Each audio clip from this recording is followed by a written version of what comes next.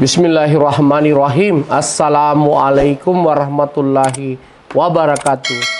Dan salam sejahtera kepada seluruh sahabat-sahabat dan sobat-sobat IPISO dimanapun Anda berada. Jumpa lagi dengan saya, Swadi Idris Amir. Tentunya di acara kesayangan kita, IPISO Rumah Edukasi. Sahabat-sahabat dan sobat-sobat IPISO, bersama saya Swadi Idris Amir, Direktur Eksekutif PT Indeks Politika Indonesia, PTIP, lembaga survei dan konsultan politik yang berpusat di Kota Makassar dan di Jakarta. Saya ingin mengajak sahabat-sahabat dan sobat-sobat IPISO untuk bersama-sama dengan saya untuk menganalisis terkait dinamika politik di Kabupaten Nrekang, Bumi Masenre Puluh. Seperti itu. Ini kalau tidak salah di sana itu ada tiga pasangan calon bupati dan wakil bupati, pasangan Ramah Mitra Pahrudin Muslimin Bando MB yang diusung Partai Gerindra PBB Hanura PAN. Kemudian ada pasangan kawan kita Haji Muhammad Yusuf Ritangah yang diusung Partai Nasdem, P3, PKB, Demokrat, PKS, dan PSI. Kemudian terakhir pasangan Muhammad Irfan SE dan Irjen Polisi Purnawirawan Deswanto SE yang hanya diusung Partai Golkar. Ini menarik sekali karena Mitra Pahrudin ini adalah putra dari mantan bupati 2 periode, mantan anggota DPR RI dari PAN, dan ayahandanya Muslimin Bando juga terpilih dari PAN mewakili Dapil 3 untuk lolos di DPR RI. Kawan kita Muhammad Yusuf Ritangah ini, kita tahu Muhammad Yusuf ini adalah seorang pengusaha, kemudian caleg terpilih dengan suara yang sangat signifikan di Pileg kemarin, yang mendapatkan tugas dari partainya untuk maju menggandeng Andi Tenrilawan. Tidak tahu Tenrilawan atau Tenriliwang. Yang saya paham selama ini Tenriliwan, Andi Tenriliwan Latinro, putra dari Bapak Latinro Latunrung. Nah, M. Irfan SE, pengusaha muda yang terkenal besar di Papua, menggandeng Irjen Polisi Purnawirawan Deswanto SE. Nah, kalau berdasarkan tinjauan analisis data, untuk data kami di bulan Agustus lalu, awal Agustus lalu, atau kurang lebih hampir 2 bulan yang lalu, mungkin sudah basi ya kali ini, tapi mungkin itu bisa menjadi rujukan untuk membahas pergerakan elektoral di sana. Kalau survei kita di awal Agustus lalu itu memang Mitra Pahrudin masih di atas. Dia masih berada di angka 45%-an kalau tidak salah ingat di hampir 2 bulan yang lalu atau kurang lebih 50 hari yang lalu. Kemudian Muhammad Yusuf Ritangah berada di urutan kedua dengan angka 32% kalau tidak salah di 50 hari yang lalu. Kemudian Irfan SE ini masih sangat rendah pada saat itu, masih berada di angka 9%-an. Tetapi kan itu data 50 hari yang lalu, tentu di September ini banyak pasti perubahan terkait pergerakan elektoral. Saya sangat yakin, karena kami belum turun lagi melakukan survei di September ini. Mungkin di akhir-akhir September ini setelah penetapan baru kita turun lagi melakukan survei di Bumi Masenre Puluh ini di Kabupaten Nrekang. Nah, kalau kita menganalisa kekuatan dari Mitra Pahrudin, memang kalau sepintas dengan 3 pasang ini, Mitra Pahrudin ini bisa sangat diuntungkan.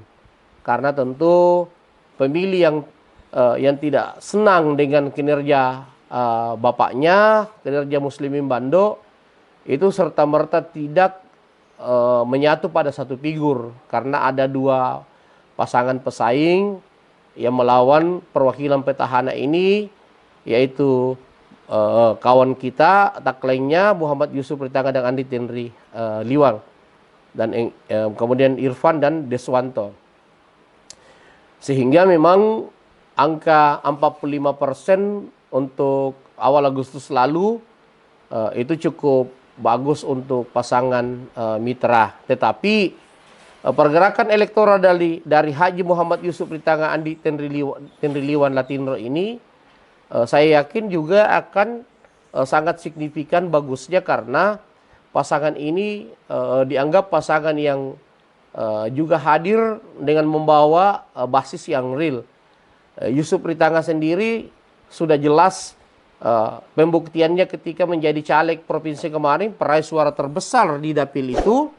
Ditambah Andi Tenriliwan adalah putra dari mantan bupati 2 periode Latunrung, yang kita tahu saat ini sudah lolos kembali lagi menjadi anggota DPR RI dari Partai Gerindra untuk kedua kalinya. Nah, kondisi ini membuat Haji Muhammad Yusuf Ritanga Andi Tenriliwan ini akan menjadi pesaing kuat dari Mitra Fahrudin, M. Bando, dan Mahmudin Nurman. Nah, seperti itu.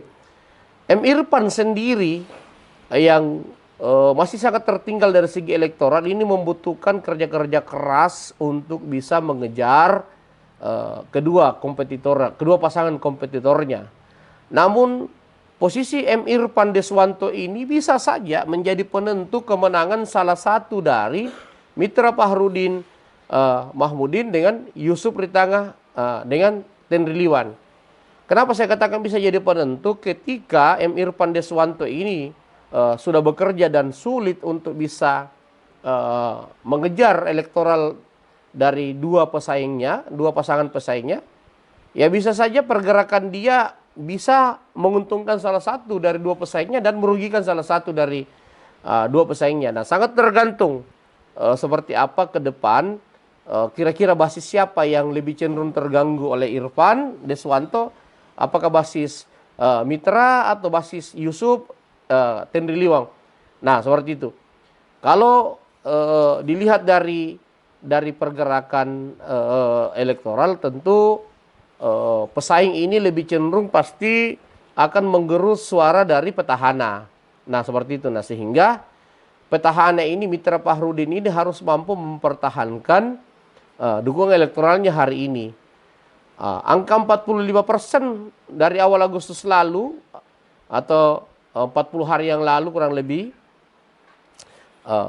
memang angka yang masih sangat rawan untuk turun hingga di September ini. Dan saya secara pribadi, berdasarkan analisis pribadi saya menganggap memang potensi turunnya survei Mitra Fahrudin itu sangat terlihat dari pergerakan data, apalagi ketika Irfan sudah kerja-kerja politik selama kurang lebih hampir 2 bulan ini. Tentu surveinya mungkin sudah naik di atas 10%, dan Haji Muhammad Yusuf Ritanga ini kalau dilihat dari trennya dari beberapa bulan yang lalu, kecenderungan juga surveinya naik, dan Mitra Fahrudin pasti kecenderungannya akan menurun. Nah, seperti itu. Nah, disinilah kemampuan Mitra Fahrudin bagaimana menekan angka turunnya elektoralnya itu tidak signifikan, sehingga masih berada pada zona aman.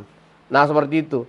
Begitupun sebaliknya, Muhammad Yusuf Ritanga harus melakukan kerja-kerja politik 2 kali lipat untuk bisa membongkar basis-basis dari Mitra Fahrudin, terutama kemampuan dari Muhammad Yusuf Ritanga Tenriliwan ini dan Irfan Deswanto menghadirkan, menawarkan program-program yang bisa lebih meyakinkan kepada masyarakat Nrekang.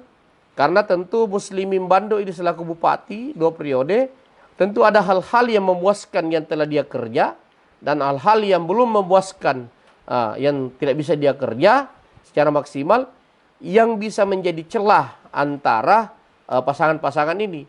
Tentu yang merasa puas, kelompok-kelompok yang merasa puas dengan kinerja Muslimin Bando itu akan berada pada Mitra.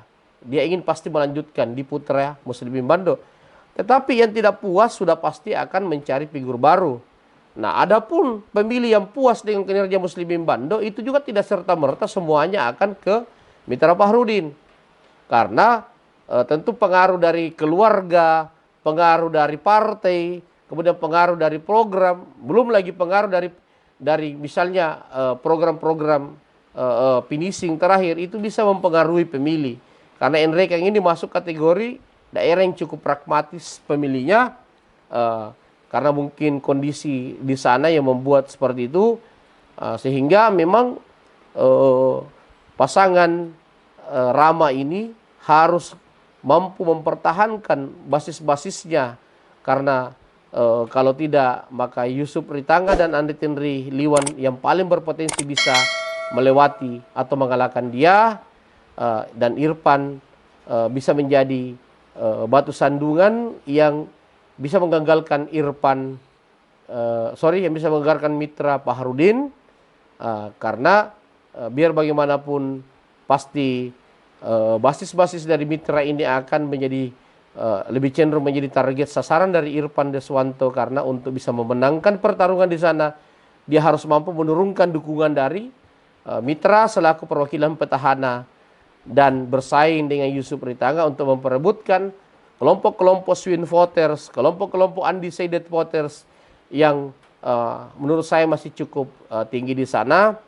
Kalau tidak salah masih ada sekitar 30%-an yang masuk kategori kelompok-kelompok swing voters, kelompok-kelompok undecided voters yang masih memungkinkan untuk diperebutkan oleh M. Irfan, kemudian Yusuf Ritanga. Nah, seperti itu. Karena kalau misalnya mitra Paharudin tidak bisa diturunkan di bawah 40%, maka tentu kerja keras bagi Muhammad Yusuf Tenri Liwan untuk bisa mengalahkan mitra. Satu-satunya jalan untuk bisa mengalahkan mitra harus diturunkan di bawah 40, bahkan di bawah 30. Nah, ini yang berat. Karena kalau dilihat dari pergerakan data, mitra ini punya modal sekitar 30%, karena perwakilan petahana sebagai putra mantan bupati dan dia juga anggota DPR RI membuat citranya cukup bagus, akseptabilitasnya cukup bagus, sehingga potensi dia untuk mengamankan suara 30-35% itu dalam gambaran analisis data kita cukup terbuka. Jika lawan-lawannya tidak lebih kreatif, tidak lebih menarik apa yang dilakukan sebagai kerja-kerja politik dan sebagai tawaran dari program-programnya. Nah, mungkin sementara yang bisa saya sampaikan terkait Pilkada Ain Rekan, nanti kita akan lebih fokus membedah programnya ketiga pasangan ini ke depan pada sesi berikutnya. Terima kasih. Bersama saya Suhadi Idris Amir, Direktur Eksekutif PT Indeks Politik Indonesia PTIP, lembaga survei dan konsultan politik yang berpusat di Kota Makassar dan di Jakarta. Terima kasih. Assalamualaikum warahmatullahi wabarakatuh.